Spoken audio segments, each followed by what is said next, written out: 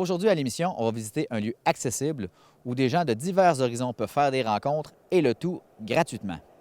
On rencontre Pierre-Luc Dubois qui s'occupe du rond-point à Trois-Pistoles. Je m'appelle Pierre-Luc Dubois, puis je suis chargé de projet pour le développement du tiers-lieu à Trois-Pistoles, qui s'appelle le Rond-Point.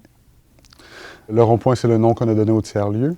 Puis un tiers-lieu, en fait, ça se trouve à être cette idée-là, dans le fond, entre la maison et le travail. Dans le fond, on offre le côté pratique du travail, puis le confort qu'on a à la maison. Avec des divans, puis pour les jeux de société, on a des tables, puis dans le fond, on a le côté, justement, la petite cuisine d'appoint, puis le côté du travail avec de l'accès du matériel, accès à un ordinateur, on a accès au Wi-Fi. J'ai été intrigué par l'origine d'un tel projet. Donc, j'ai demandé à Pierre-Luc d'où est-ce que ça venait le projet du rond-point. Ça fait plusieurs années qu'il y a déjà un gros travail qui a été fait là-dessus. Dans le fond, par rapport à des manques qu'on a dans le communautaire. Là, en ce moment, c'est la première phase de développement, avec moi qui le dirige, en fait. Mais oui, il y a eu beaucoup de travail, il y a eu des enquêtes, des sondages, en fait, à travers divers organismes communautaires, à travers les citoyens, pour savoir comment le faire, dans le fond, ça va être quoi les besoins, puis comment réussir à répondre à ces besoins-là. Puis là, c'est la première phase qu'on a trouvée avec le Cheval Noir, qui est notre partenaire, puis dans le fond, on est situé ici jusqu'à l'été prochain. En écoutant Pierre-Luc parler, je me suis interrogé sur son rôle dans l'organisation. Eh bien, voici ce qu'il nous répond. C'est d'organiser l'espace, d'être sensible aux volontés des gens, de diffuser cette idée-là d'un lieu qui est accessible à tout le monde.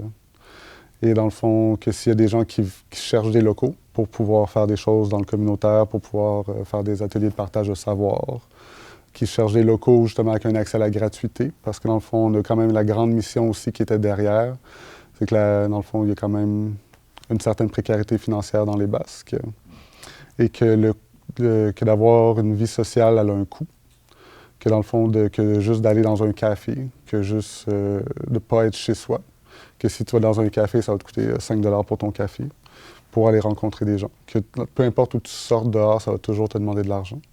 Puis là, le but, c'est d'avoir un espace comme ça qui va être hors de ta maison, qui va offrir un peu les mêmes choses et plus, qui soit accessible, en fait, peu importe ta situation financière.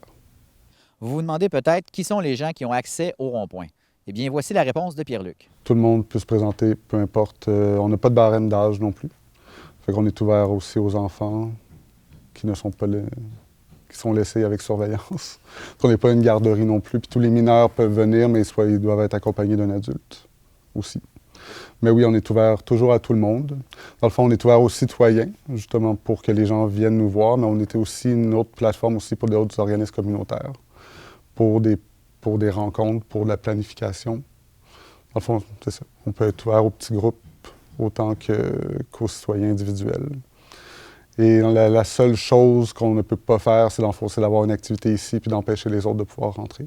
Il y a toujours quand même une certaine autonomie puis une certaine gestion de l'espace qui doit être faite par les gens. Puis on est aussi accessible pour les personnes à mobilité réduite. On a une rampe d'accès puis des toilettes adaptées également. Contrairement justement à des organismes communautaires où est-ce qu'ils ont toute leur niche un peu d'expertise, nous, dans le fond, on s'adresse vraiment à tout le monde. Dans la mesure que ça peut être justement comme pour de la santé mentale ou de la vieillesse ou justement n'importe quelle autre espèce de problèmes sociaux qu'on peut avoir. Moi, dans le fond, je suis un peu dans l'alternative, où est-ce que les gens peuvent se présenter entre eux sans parler de diagnostic. Puis dans le fond, j'offre un lieu aussi pour avoir une mixité intergénérationnelle. Justement, que je veux autant des... C'est pas parce que c'est gratuit. Dans le fond, j'ai déjà eu un peu ce jugement-là, où est-ce que, ça va être du café gratuit, puis moi, je travaille, puis j'ai de l'argent, fait que je suis capable de me payer un café. Alors que, justement, moi, je veux offrir un lieu où est-ce que des gens de tous ces horizons-là peuvent se rencontrer. Fait que autant, justement, de la pauvreté que des travailleurs autonomes, que des gens riches, que des gens pauvres, que des gens qui ont 20 ans, autant que 80 puissent rentrer en contact ensemble. Dans le fond, dans le but de renforcer les liens sociaux. Le Cheval Noir de Trois-Pistoles, dirigé par Kim Normandin, est sans aucun doute un des partenaires majeurs du rond-point. Je me suis interrogé, donc j'ai demandé à Pierre-Luc pourquoi est-ce que le Cheval Noir leur donnait accès à leurs locaux. Le fait que le rond-point soit dans les locaux du Cheval Noir, ça fait partie, je pense, de la vision de Kim aussi, de son auberge, de son travail passé avec l'Éveil des Basques. En fait, ça fait juste partie de son local communautaire, de son lieu, en fait, même de son milieu de vie. Mais dans le fond, avec son auberge, avec un accès, dans son auberge de jeunesse, avec un accès un peu pour tous, avec sa boutique dans laquelle je suis en ce moment, avec tout son côté communautaire, puis dans le fond de commerce local, puis avec l'intégration d'un tiers-lieu à même le building, ça fait partie justement dans le fond d'un tout. Puis avec la géographie de la chose aussi, dans le fond, on ne peut pas être mieux situé non plus à Trois-Pistoles. Fait qu'il y a quand même beaucoup de mouvances, des gens qui vont arrêter comme 5 minutes, puis il y en a d'autres qui vont arrêter pendant 2 heures. Puis il y en a qui veulent arrêter 5 minutes, mais qui finalement, ils vont passer la journée ici. Parce que tu sais jamais vraiment sur quoi tu vas tomber quand tu arrives ici. Tu vas peut-être être tout seul, mais tu vas peut-être rencontrer d'autres personnes, tu vas avoir des amis, puis tu vas t'intégrer. C'est ça. Ça fait partie un peu des charmes de la chose aussi, où est-ce qu'il faut passer pour le voir. Bien entendu, les gens ne peuvent pas se déplacer à toute heure du jour ou de la nuit au rond-point, c'est bien certain.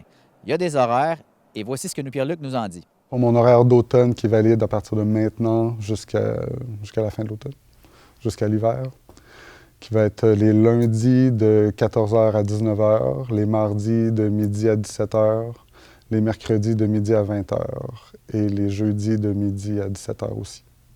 Et à tous les mercredis jusqu'à l'hiver, en fait, on va faire des feux de joie aussi, accessibles à tout le monde également.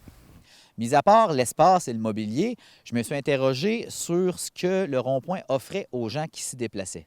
On a du matériel, dans le fond, on a une bibliothèque qui commence à être assez bien garnie.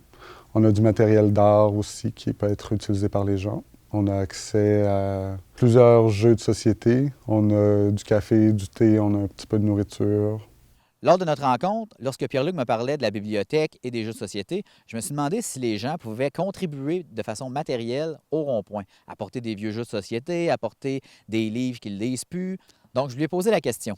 Ça serait de rentrer en communication avec moi directement pour voir en fait les offres qui peuvent être faites, puis on peut en parler ensemble en fait. Mais oui, on est ouvert à recevoir des dons tant dans le mobilier que pour la nourriture avec le café puis le thé, que dans du matériel d'art, que des jeux de société. On parle de contribution. Eh bien, Pierre-Luc avait un appel à tous à faire. S'il y a des gens qui sont bons dans un certain domaine, qui voudraient faire des ateliers de partage de savoir avec des gens, peuvent me contacter également, parce que moi, je peux prêter le local à des fins comme ça. Fait que je suis vraiment un facilitateur communautaire dans cette mesure-là, où est-ce que je vais répondre aux besoins des gens qui vont me demander des choses, puis de les aider à construire, en fait, un événement, puis de donner un espace, puis des possibilités de le faire. C'est un beau projet en construction. Oui. Merci. Pierre-Luc. Merci à vous.